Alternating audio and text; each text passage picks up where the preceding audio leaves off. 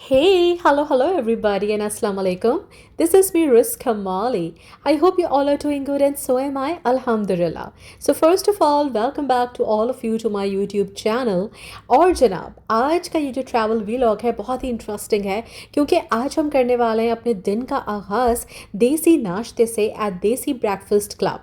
और उसके बाद हम जाएंगे एयर एंड स्पेस म्यूजियम। तो रहिए मेरे साथ साथ। तो जी हम पहुंच गए हैं देसी ब्रेकफास्ट क्लब। जैसे ही अंदर एंटर किया बिल्कुल देसी वाइब आ रही थी, खुशबू इतनी अमेजिंग कि बस लग रहा था जैसे पाकिस्तान या इंडिया के किसी लोकल रेस्टोरेंट में आ गए हों। और फिर हमने जी ऑर्डर की देसी हलवा पूरी थाली। प्लेट जब टेबल पर आई तो honestly it look so amazing. गर्मा गर्म फूली हुई पूरियाँ, साथ में स्पाइसी चने, आलू की भुजिया और सबसे इम्पॉर्टेंट मीठा सूजी का हलवा। वेल ये तो थी बात हमारे नाश्ते की, लेकिन बातों ही बातों में हम पहुंच गए हैं यहाँ पर जहाँ पे कि आप देख रहे हैं कि जी हम एंटर हो चुके हैं एयर एंड स्पेस म्यूजियम में। जी तो सबसे पहले तो मैं आपको ये बताऊं कि जो ये जगह है ये बहुत ही अमेजिंग है, बहुत इंटरेस्टिंग है और बहुत ही फुल ऑफ एडवेंचर और थ्रिल है। अगर आपको प्लेन्स, रॉकेट्स और स्पेस एक्सप्लोर करने में इंटरेस्ट है तो ये जगह मस्ट विजिट है। जब हम म्यूजियम के बाहर पहुंचे तभी बिल्डिंग इतनी इंप्रेसिव लग रही थी कि बाहर ही से फील आ गई थी कि अंदर कुछ अमेजिंग देखने को मिलेगा। Inside the museum, it felt like stepping into the history of aviation and space exploration. जी जनाब, सो देख ही रहे हैं आप लोग मेरे साथ साथ कि यहाँ आपको रियल एयरक्राफ्ट मॉडल मिलेंगे, हिस्टोरिक प्लेन्स और रॉकेट्स देखने को मिलेंगे। और सबसे इंटरेस्टिंग चीज़ ये है कि हर एग्जिबिट के साथ डिटेल इंफॉर्मेशन भी साथ में मेंशन्ड है।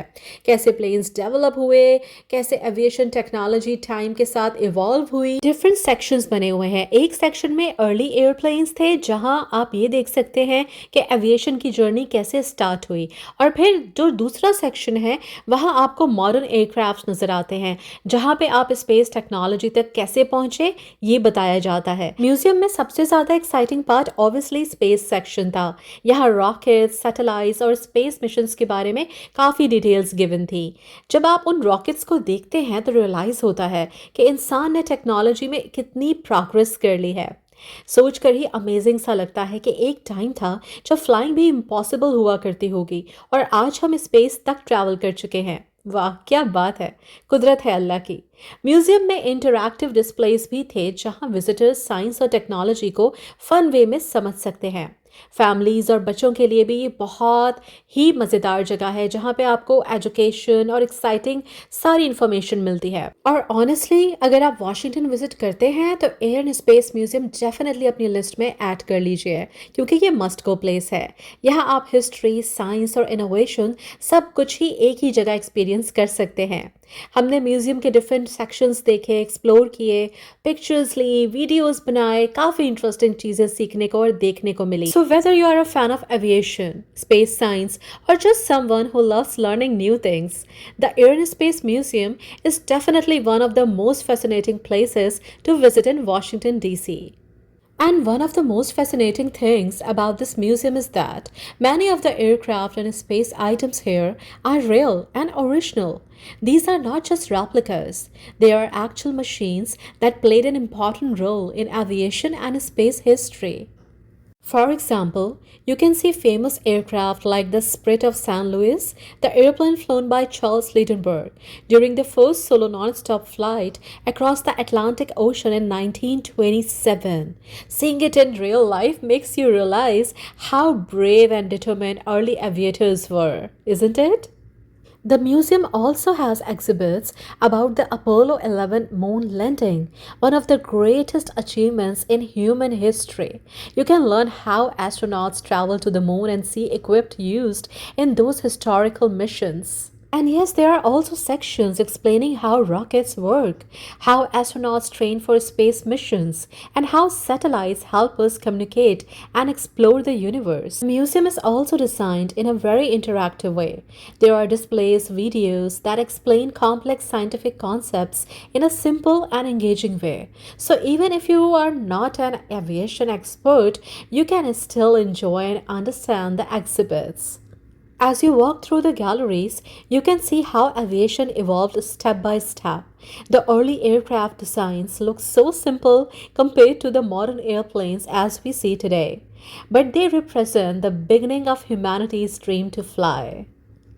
After exploring the museum for a few hours, it was finally time to wrap up the day.